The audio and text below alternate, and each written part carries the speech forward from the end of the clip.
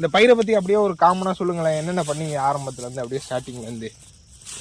அது ஒரு 2 விதை விடணுப்பா. சரிண்ணே. இந்த 2 அடி 2 அடி கேப்பு இருக்கு பாருங்க, அது மாதிரி விதை வந்து 2 அடிக்கு ஒரு விதை புதைக்கணும். சரிண்ணே. இந்த மாதிரி பாரு கட்டி, இதை பாரு கரெக்டாக கட்டிக்கிற மாதிரியா? ஆமாம். அது மாதிரி பாரு கட்டி 2 அடிக்கு ஒரு விதை ஊனி ஆகணும். ஊனி விட்டு அப்படியே அந்த பில்லு வராமல் அடுத்து பராமரிக்க குத்தணும். சரிண்ணே. குத்தி விட்டு அப்புறம் நம்ம காம்ப்ளெக்ஸ் வச்சா போதும். 17 வைக்கலாம், அப்படி பாக்டாம் பச்சை வைக்கலாம். சரிண்ணே. அதே தான் கண்டினியூ பண்ணணும். ஒரு 20 நாளைக்கு ஒரு ட்ரிப் வைக்கலாம். 20 நாளைக்கு ஒரு தடவை காம்ப்ளெக்ஸ் மட்டும்தான் வச்சுட்டு இருக்கிறா. காம்ப்ளெக்ஸ் மட்டும்தான். மற்ற பொட்டாசி வச்சோம்னா அதில் வந்து கலப்பு உரமும் வந்துடும். அதில் வந்து சொன்னால் காய் கொஞ்சம் வெள்ளை கொடுத்துறேன். வெள்ளை பச்சையாக இருந்தால் தான் நமக்கு நல்ல வியாபாரம் ஓடும், மக்கள் விரும்புவாங்க. பச்சையாக கொடுக்கும். மற்றபடி எல்லா உரம் வச்சோம்னா அது வெளுப்பு தட்டிட்டு ஒரு மாதிரியா வந்துடும் காய். சரி சரி. காம்ப்ளெக்ஸ் மட்டும் தான் கொடுக்கணும். சரிண்ணே. அது மாதிரி யூரியா கொடுத்துட கூடாது, மரத்து போயிடும். செடி மட்டும் தளர்ச்சிக்கு வரும், காய் ஒரு மாதிரி ஆகி போயிடும். சரி சரி சரி சரி சரி. அது மாதிரி காம்ப்ளெக்ஸ் மட்டும்தான் வைக்கணுங்க. வேணா டிஏபி புதைக்கலாம். சரிண்ணே. டிஏபி புதைக்கலாம், அது பிரச்சனை இல்லை. மேலே ஸ்ப்ரேக்கெல்லாம் என்ன கொடுப்பீங்க? அது வந்து இந்த மூணமட பாசி அடிக்கலாம். இதுக்குன்னு இந்த வெண்டிக்குன்னு தனியாக கேட்டாவே மருந்து கொடுக்குறாப்புல இருக்கு. சரிண்ணே. ஒரு இதுக்கு கொஞ்சம் 5 டாங்கு போடுவோம். Okay okay. 150 குழிக்கு 5 டாங்கு போடலாம், 100 குழிக்கு 3 டாங்கு போடலாம் மருந்து. அதாவது எந்த மருந்து போட்டாலுமே ஒரு 25 மில்லி அளவுக்கு அவ்வளோ இருக்கும். Okay okay. 25 மில்லி போடணும் அவ்வளோதான் டாங்குக்கு. ஆமாம். இப்போ இன்னைக்கு பூ பூக்குதுன்னா எத்தனை நாளைக்கு அப்புறம் அது காயாக மாறும்? அந்த பூ வந்து கொஞ்சம் முன்ன பண்ண இருக்குமா, இந்த வரைக்கும் 3 பிஞ்சு வந்துட்டு இருக்கு. சரிண்ணே. இதுவும் பிஞ்சு தான், இதுவும் பிஞ்சு தான். ஆமாம். இப்போ இது வந்து இப்போ ஒரு 3 நாள் இருக்கு இந்த பிஞ்சுக்கு. சரி.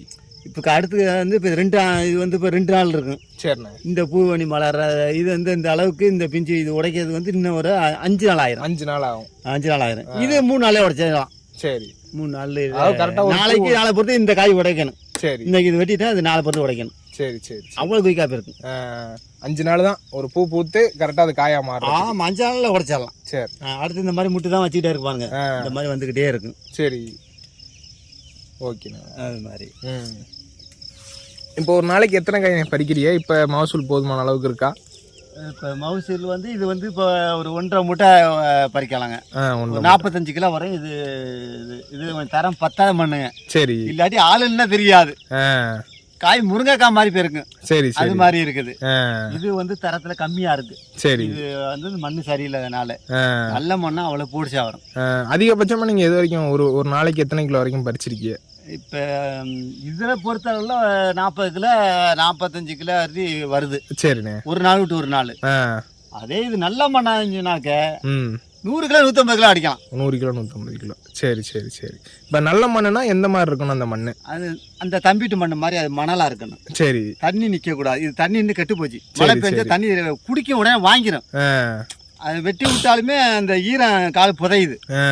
சில மண்ணில் வெட்டி விட்டோம்னா அப்பவுமே ஸ்ட்ராங்கா இருக்கும், ஆள் நடந்தா கூட புதையாது. ஆமா. இப்போ அந்த மண் வந்து எவ்வளவு மழை பெஞ்சாலும் கால் புதையாது வருட்டு. சரி. இதுனா ததப்பும் நடவு செய்யற மாதிரி ஆயிடும். அதனால அந்த செடி கிளம்பல. சரி சரி. அந்த மண்ணுனா செடி நல்லா வரும். நல்லா வந்திருக்கு. மண்ணு ஸ்ட்ராங்கா மண்ணு, எவ்வளவு மழை பெய்யும் குடிச்சிடும் அது. சரி சரி. இது அளவுக்கு குடிக்காது.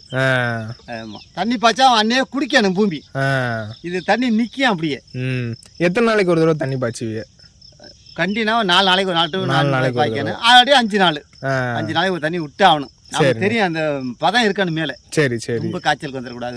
உடனே காய் வதங்களுக்கு வரும் வரக்கூடாது. சரிண்ணே. தெளிவாகவே இருக்கணும் காய். ஓகேண்ணே ஓகேண்ணே.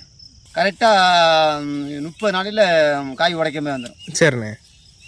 30-40 நாளை வச்சுக்கலாம். 40 நாள் இந்த கண்டெய்னர் காய் உடைக்கலாம். அது ஒரு 2 மாதம் கண்டினியூ பண்ணி உடைக்கலாம். சரிண்ணே.